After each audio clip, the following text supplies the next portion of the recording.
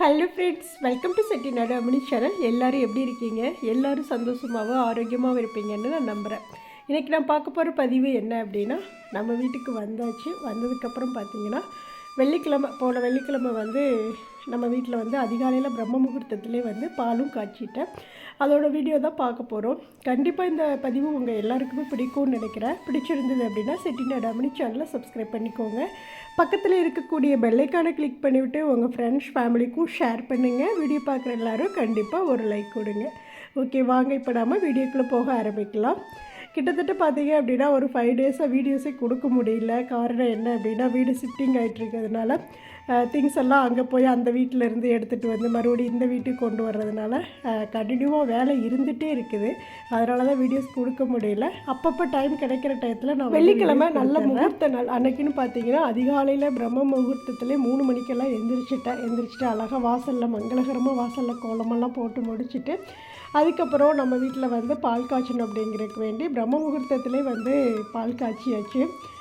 3 மணிலேருந்து என்னுடைய வேலை ஸ்டார்ட் ஆச்சுங்க. ஃபுல்லாக கம்ப்ளீட்டாக முதல் நாளே க்ளீன் பண்ணி வச்சுருந்தேன் இல்லையா.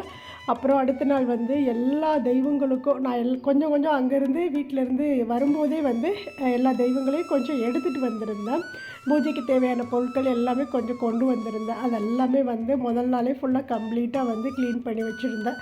அதுக்கப்புறம் பார்த்திங்க அப்படின்னா தெய்வங்களுக்கெல்லாம் காலையில் அதிகாலையிலே அந்த பிரம்ம முகூர்த்தத்திலே நல்ல தண்ணியில் ஃபுல்லாக அபிஷேகம் செஞ்சு விட்டேன்.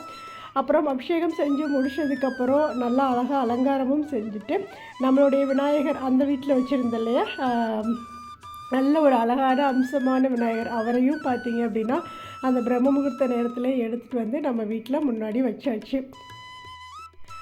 வீட்டுக்குள்ளே வரும்போதே பார்த்திங்கன்னா கையில் விநாயகர் பெருமானையும் லட்சுமி தாயாரை எடுத்துக்கிட்டால் அப்படியே உள்ளே வலது காலை எடுத்து வச்சு உள்ளே வீட்டுக்குள்ளே வந்துட்டு அவங்களுக்கெல்லாம் அழகாக அபிஷேகமெல்லாம் செஞ்சு அழகாக அலங்காரம்லாம் செஞ்சு வச்சுட்டு அதுக்கப்புறம் பால் காய்ச்ச ஆரம்பித்தேன். பால் பார்த்திங்க அப்படின்னா வடக்கை பார்த்து பொங்குச்சு.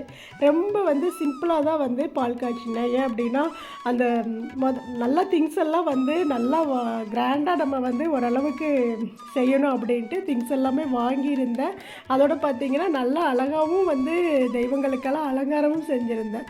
ஆனால் முதல் நாள் இருந்தே பார்த்திங்கன்னா ஃபுல்லாக உடம்பு சரியில்லாமல் ஆயிடுச்சு. நீங்கள் நிறைய சகோதரிகள் சொன்னீங்க, அக்கா உடம்பை பார்த்துக்கோங்க, ரொம்ப வேலை செஞ்சிட்ருக்கிறீங்க, நீங்கள் ஆர்வ கோளாறில் வீடெல்லாம் க்ளீன் பண்ணிகிட்ருக்கீங்க, உடம்பு சரியில்லாமல் ஆயிருக்கான்னு சொன்னீங்க. அதே மாதிரியே ஃபுல்லாக அந்த பால் காய்ச்சலுக்கு முதல் நாளே பார்த்திங்க அப்படின்னா நல்லா காய்ச்சல் வந்துருச்சு. ரொம்ப சிம்பிளாக தான் செஞ்சேன். அப்படியே செய்ய முடியாமல் ஐயோ இந்த நாளை விடக்கூடாது, முகூர்த்த நாள் வேறு அப்படிங்கிறதுக்கு வேண்டி ரொம்ப சிம்பிளாக தான் என்னால் எந்த அளவுக்கு முடியுதோ அந்த அளவுக்கு தான் என்னால் செய்ய முடிஞ்சுது. அதோடு பார்த்திங்கன்னா ஃபுல்லாக என்னால் வீடியோவும் எடுக்கவும் முடியல.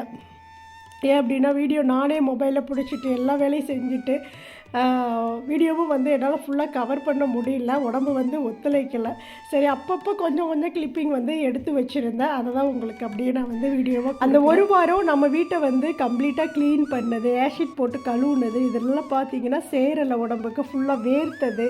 ஏன்னா வெயிலும் ஜாஸ்தி இருக்குது இல்லையா, நம்ம வீடை பழைய மாதிரி கொண்டு வரணுமே அப்படின்ட்டு ஃபுல்லாக க்ளீனிங் ஒர்க்கே செஞ்சுட்டே இருந்ததுனால அது உடம்பு ஒத்து வராமல் காய்ச்சல் வந்துருச்சு. முடிஞ்ச அளவுக்கு அப்பப்போ கொஞ்சம் அப்படியே அந்த பால் காய்ச்சறதை மட்டும் எடுத்து வச்சுருக்கேன்.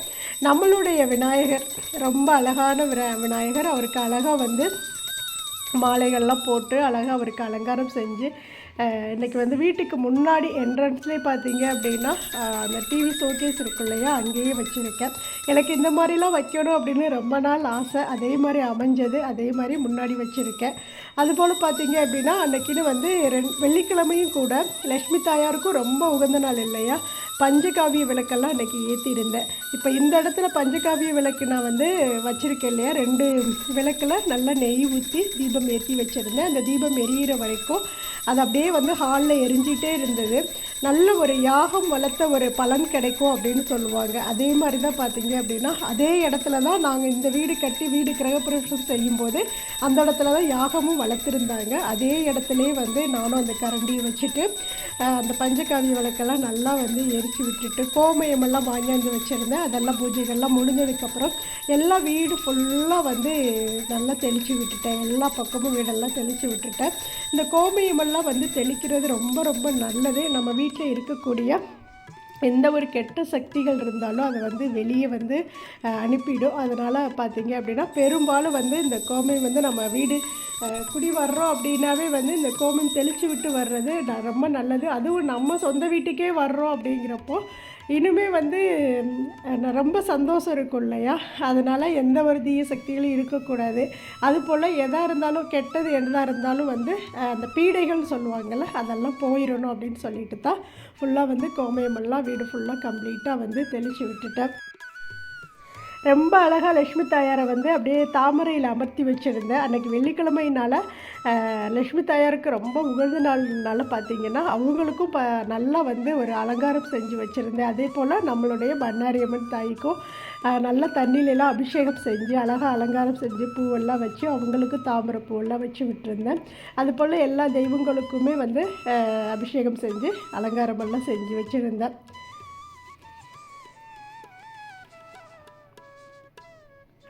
குபேரன் மூலையில் அழகாக அந்த குபேர பானை, குபேரருடைய ஃபோட்டோஸ் எல்லாம் வச்சுருந்தேன். என்னுடைய குலதெய்வம் முருகப்பெருமான், விநாயகப்பெருமான் எல்லாரையுமே அப்படியே லைனாக வச்சுருந்தேன்.